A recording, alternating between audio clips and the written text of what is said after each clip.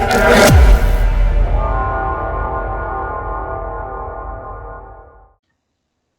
what's going on, guys? It's Vince here, also known as Weird Gamer, and today I have some bad news. Bad news is that yes, I did get my Switch 2, and yes, I did say I would play Mario Kart World for a video, but for that I need a capture card. I can't afford one. But on the other hand, we are back with Killer Frequency. And I will be going on vacation in a few days, so I will have to record a bunch of videos. But here's some music while we regroup here on KFAM 189.16. The Calm.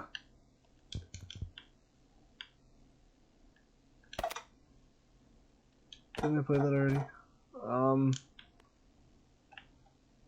Sure. Dave Scupo, Moonlight. You'll like this next song.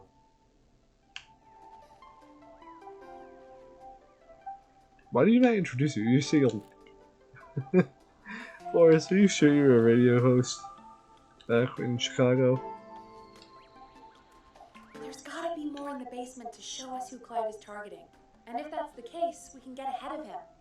Sure, Stop the killings before they can happen. Forrest, we need to go back down. By we, you mean me? Yeah, me. Yep. Like I said, I need to handle all these calls. Maybe start with that creepy mannequin room you mentioned before. I still have a lot of questions about those, by the way. Me too. I guess we can go back down to the basement. I really wish I had a weapon. Like a stick or something. But I don't... Why would Clive be doing it here?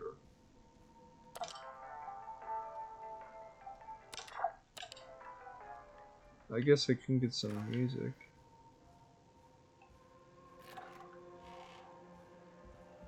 Those cans better be knocked down.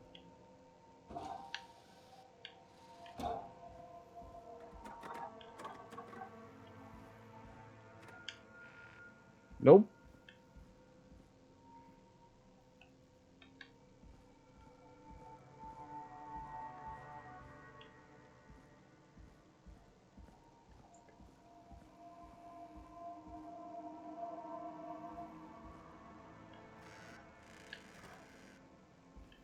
I'm really confused how Clive hid this in the storage, in his lockers. No. You close. Please. Okay, I'm fine with that being closed. A key? Was this always here? I think they... I must have missed it when I brought everything upstairs. I feel like I took the key earlier.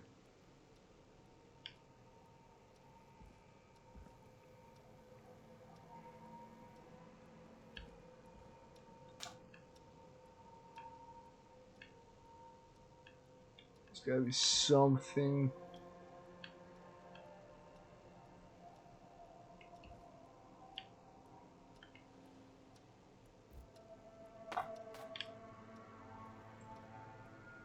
No, you're missing a hand. You're missing an arm. You're missing a hand.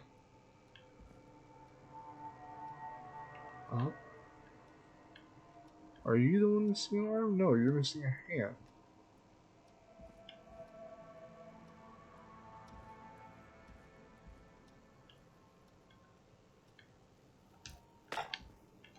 This looks freshly opened. Basement storage. Is that what this other door was for? The door that's up here? That's behind this one?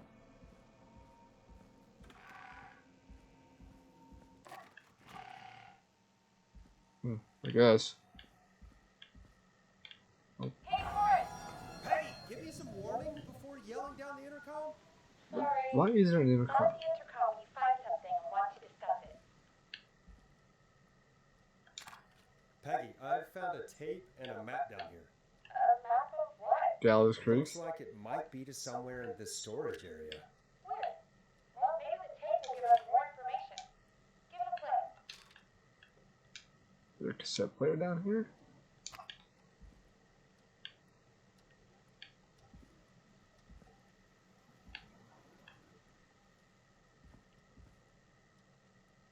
There's a cassette player in here.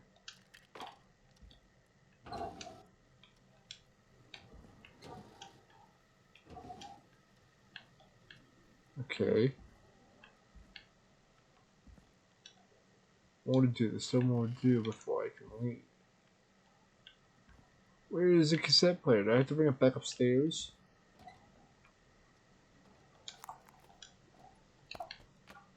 Oh, here it is. This is a cassette player. Open. I'm just blind apparently. I couldn't see the cassette player.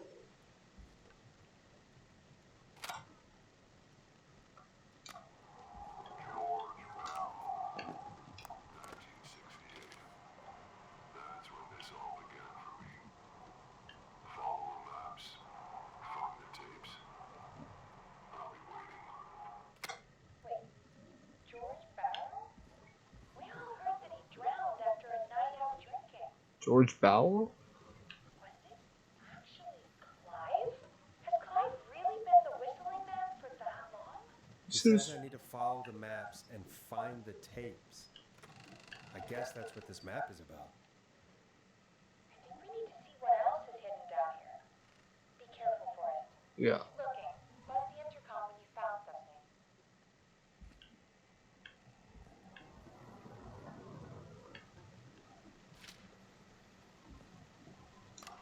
Time of autopsy is 7 a.m. Cause of death is asphyxiation from drowning.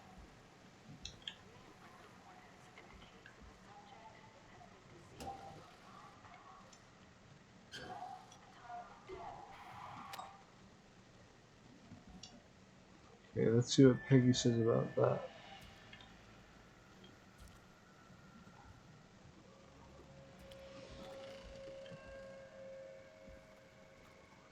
What have you found, Forrest?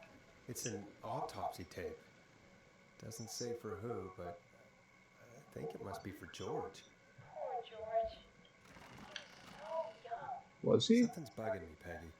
What do you mean? I swear I recognize the voice of the woman talking on the tape. I just can't place it. Seriously? Do you think you've met her before?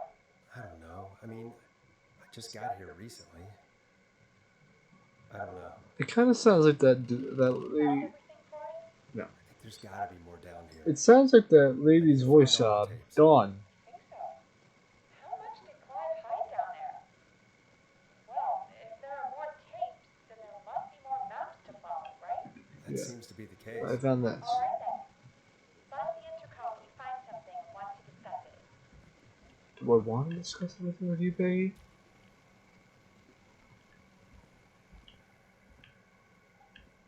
Well, that's not for this. That seems important. I'm gonna do that later.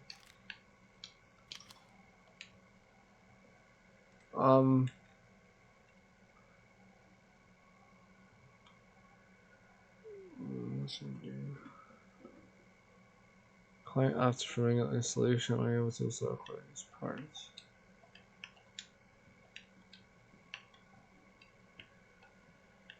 I need this. We can keep going. I guess this is the only way I can go today. I have to find this picture.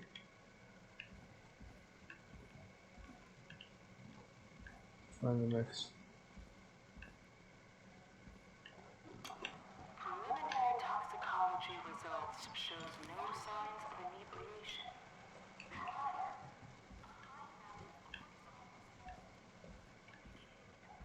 levels of stress in the immediate moments before death. Oh, here's the other one. Small lacerations to arms, legs, and face, typically obtained by running through foliage. Severe blistering to the feet, as though the deceased had been running without This looks useful. Sheriff J. Matthews, compliance name is Sandy Sharp, telephone call. At 4 a.m., a call received from a jogger, a Miss Sandra Sharp, reporting that a body had been found washed up in the reservoir.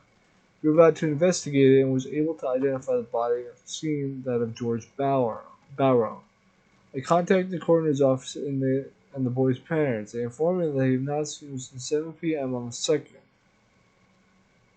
Date 9/3, 1968.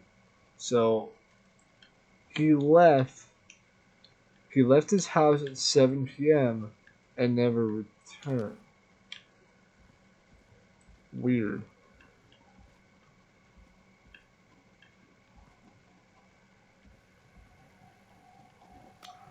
Additionally, there appears to be a post-mortem injury to the arm. It looks like it was trapped in a car door. Odd.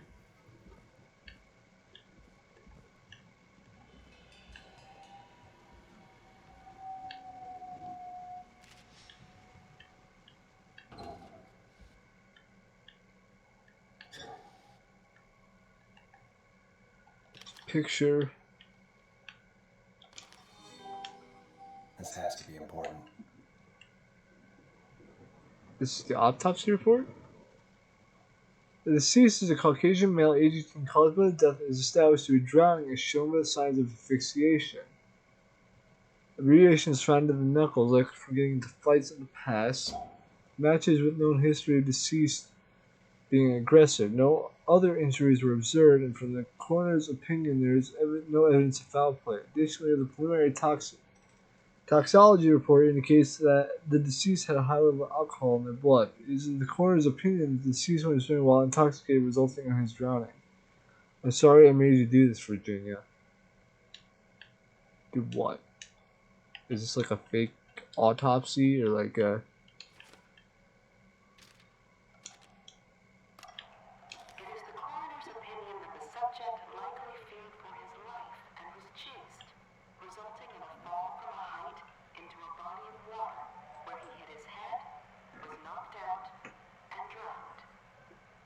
Following that, he was moved. Dr. Sullivan, we need to have a talk. Open that recording. Shut it off.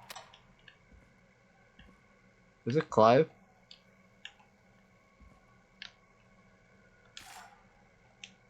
Humpty Dumpty, a story of treasure and betrayal. Maisie Cartwright as Dawn, George Bauer as Henry, also Maria Ambell as Anne. If you're listening to this, then I'm probably dead. What the? I'm a man who Ooh, likes to say a new vinyl for my collection. I've got subscriptions to newspapers all over the country. A few weeks ago, I noticed headlines cropping up in those papers, one after the other. Each headline about a murder. Murder. The death of someone I knew almost 20 years ago. And each one drawing closer to Gallow's Creek. Drawing closer to the anniversary.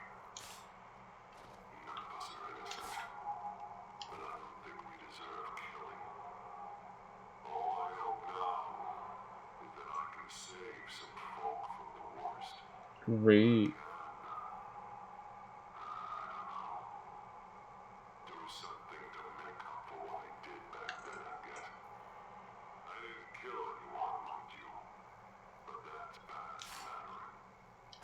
Now, there's more I can say, that I should say, but my employer made it clear that my family would pay a high price if I ever spoke out. So, hopefully I've Is the person who's paying you to do all this Teddy Gallow, the one who's running for mayor? What the hell? Peggy is not gonna believe this. I'm assuming the person who's paying you is Teddy Gallow. So Teddy has something to do with the death of George Barrow? what have you found, Horace? Found another tape. It talks more about how George died. What did it say? It sounds like he was running for his life. Sprinting through trees and bushes, getting cut up all over. What would drive someone to do that? I'm not sure yet. There's also a tape about a toxicology report. There were no signs of drinking or that he was on anything. What? But everyone said he went swimming drunk and drowned. It was in the newspaper and everything. I found a written autopsy report. What did it say? According to that, it's just like you said at the start. George drowned after getting drunk. Said he liked to fight, too. But that contradicts the tape. I know, and I think I know why. There's a note with the report that says, "I'm sorry I made you do this, Virginia." If it was on the autopsy report, then Virginia must be our coroner. I guess. The caller from earlier, when we had to call the takeout restaurant, wasn't her name Virginia? We need to call her back once we finish down here. It looks like she might know something about Yeah, what's she going probably on. does. I found a tape that introduces a new detail to the story. Post-mortem injury. Apparently, his arm got caught in a car door. Is there a way to make this loud? Nope, I can't make it any louder. I might have to do that in the editing. It's very quiet. Yeah, after he died. How do you suppose they can tell? How can they tell? I'm a radio producer, not a coroner. Yeah, kind of makes sense. The written report I found doesn't mention it at all. How did his arm get trapped in a car door after he died? That doesn't make Unless sense. he got it when the police collected his body, I guess someone else must have moved it after he was dead. So someone did kill him. Where he was eventually found. He's found in the reservoir. What is going on here? I found a police report. Mentions a friend from earlier, Sandra Sharp. The jazz one? That's right. She found George's body washed up at the reservoir. Yeah, she did. Yeah? What's strange about that? George got cuts from running through foliage, right? But there's no forest around there. Also, how did it wash up at the reservoir? What do you mean? Reservoirs don't have tides. She's not wrong. That's what the police report said. Just because the police. It's not possible, though. I did a school project on reservoirs and got an A. But, yeah, not important right now. The important thing is that it doesn't make sense. She's not wrong. It doesn't What are you make sense. suggesting, then? That the body was originally found somewhere other than what the report suggests. That the sheriff tried to cover it up, but accidentally let something slip? Something like that. I think. Well, Sheriff Matthews wrote the report. If he hadn't been eviscerated, we could have asked him. True. But Sandra is still alive. Once we're done down here, we should give her a call. In another tape, the coroner comes to the same conclusion as I did. George was running from something. Yeah, obviously. Maybe an animal? Maybe, but I have to there's listen to next this. bit, where the coroner thinks he was moved post-death. So she agrees with us. At the end of the tape, someone burst in and demanded Virginia stop recording. I think it was Clive. This is starting to make sense now. It's not really. This is a conspiracy to cover up what happened to George. That was obvious. I think I found Clive's last recording. I think Clive might be gone. He is. So I found a confession. he said, if you found this, I'm probably dead. For playing a part in covering up George's death. He left this behind in case he died. He hoped someone would find it. And I did find it. Do you think the Whistling Man already got him? I don't think it was the Whistling Man. We've had a lot of callers tonight, but maybe not every victim made it to the phone, you know? I don't think he was killed by the I Whistling don't Man. know how many there really are. Christ, Forrest, that's dark. Teddy Gallow has to be in on this. Clive said he had read about other murders in other towns, and that the murders were all folks who knew about the incident. And the killings were getting closer to Gallows Creek. He said he wanted to do something good for once. I guess. His office. He wasn't tracking people down to kill them. He was tracking them down to save them. Why didn't he just come out with all of this? He said his employer threatened his family if he spoke out about any of it. Teddy Gallow. The one who orchestrated the cover-up? Oh, Clive.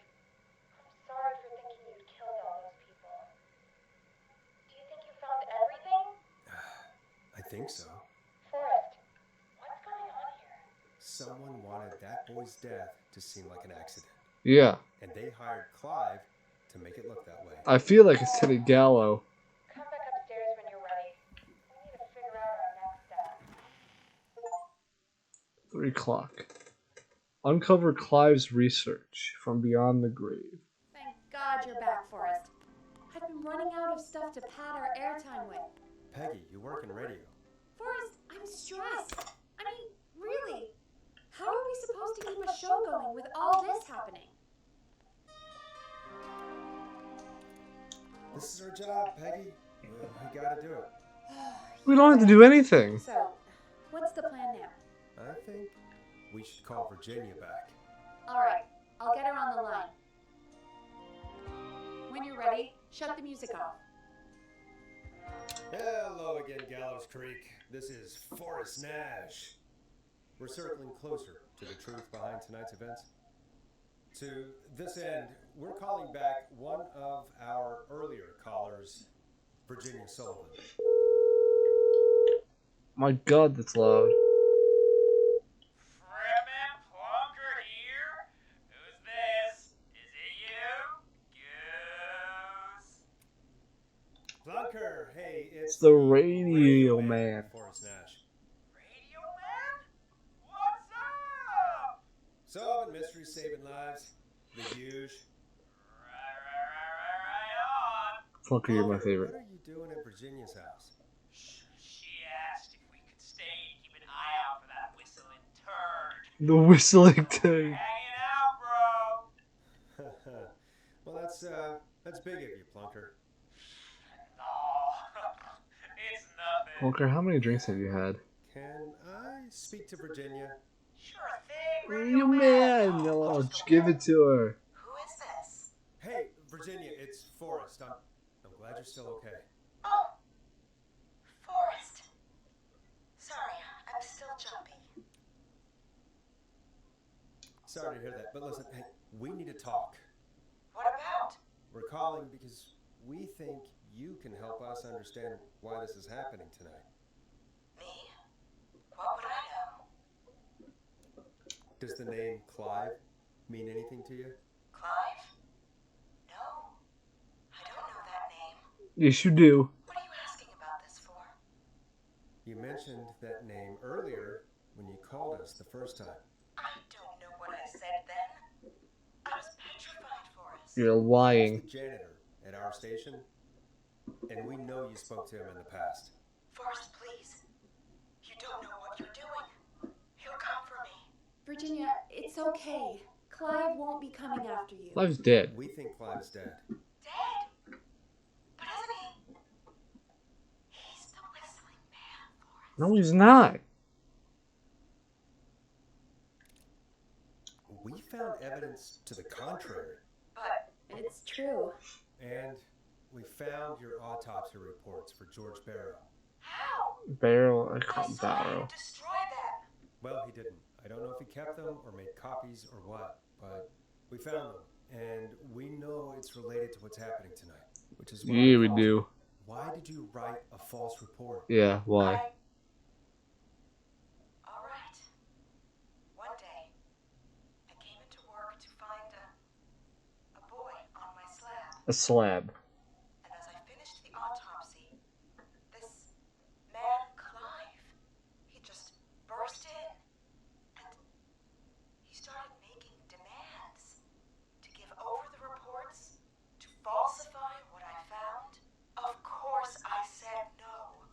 But, well, when someone wants to make you do something, Yeah. they can use the carrot or the stick. For me, he used both. He hit you with a stick. You see, my sister is sick. Uh-huh. She has a chronic condition that's never going away. Yeah, a lot of people have It's that. expensive to treat, and it was getting to where I couldn't afford it.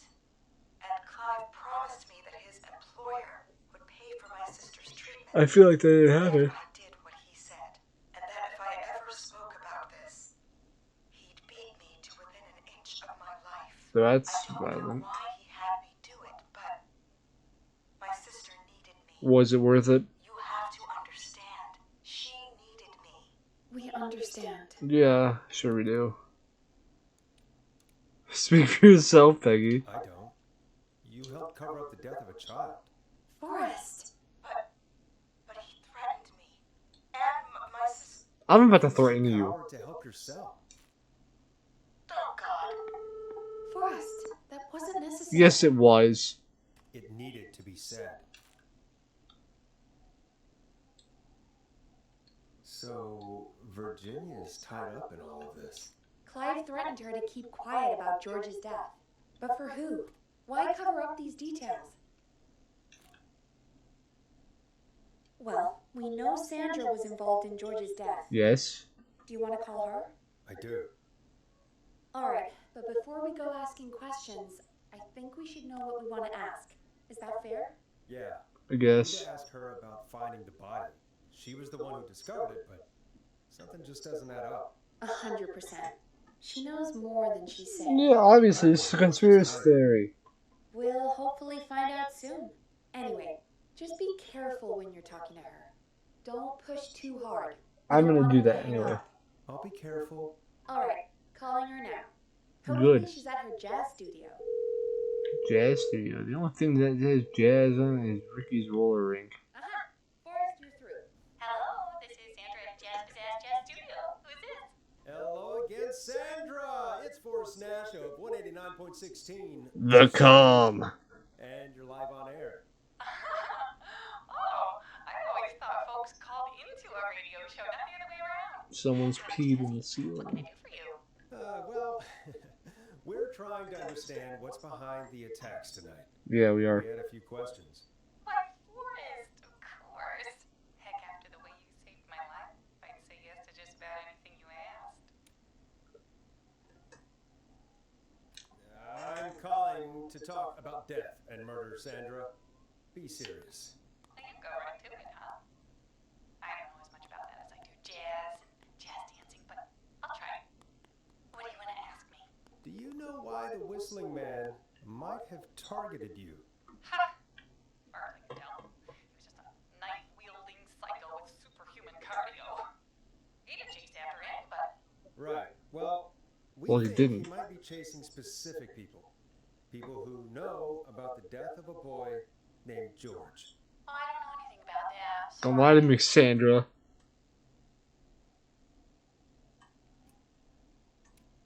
Damn it, Sandra, don't play games. I don't know anything. Oh, look at the time. It sure is late. I have to go. I'll drive home now or just drive. Sorry. Well, I might have gone a bit hard on her. a bit? All right. Let's just move on. Well, Move on. folks, if anyone out there has any thoughts on what's going on tonight, Don't play games with me. call in. That's good timing. We've got a call waiting just a second. Welcome to 189.16 The calm. with me, your host, Forrest Nash. Hi, boys!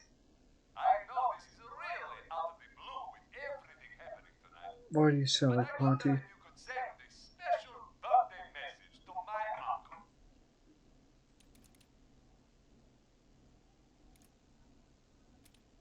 You know what? I'd welcome a change of pace. I'd be glad to. Thank you, boys. He's my Uncle Ronnie. Ronnie. First name's Peter, but he never liked this name. But since he always had salt and pepper hair, even as a kid, can you believe it? Folks always called him Pepper.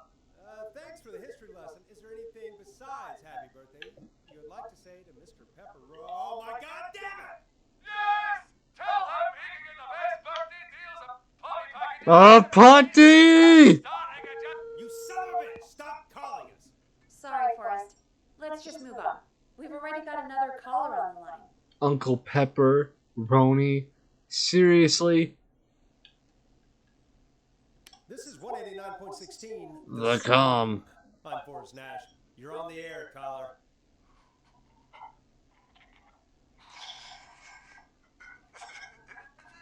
Caller.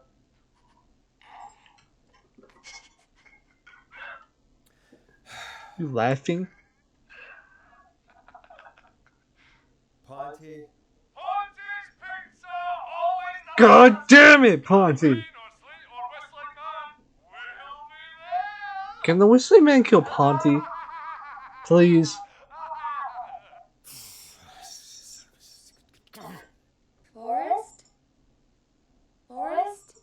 Are you okay? Ugh. Forrest? I hope the Whistling Man gets in with his own pizza slicer. Jesus, Forrest? Sorry, that was too much. It's okay. It's been a high-stress night. Don't worry about him anymore, okay? Not for tonight, anyway. I think he's spent for now. We've got another call, whenever you're ready. Yeah, and we're gonna answer that in the next episode. But until then, I've been Vince. You guys have been amazing. Please consider We have a hitting the call in. subscribe button. Piggy, shut up. You're interrupting my intro. With that being said, I've been Vince. You guys have been great. I will talk to you all next time. Take care.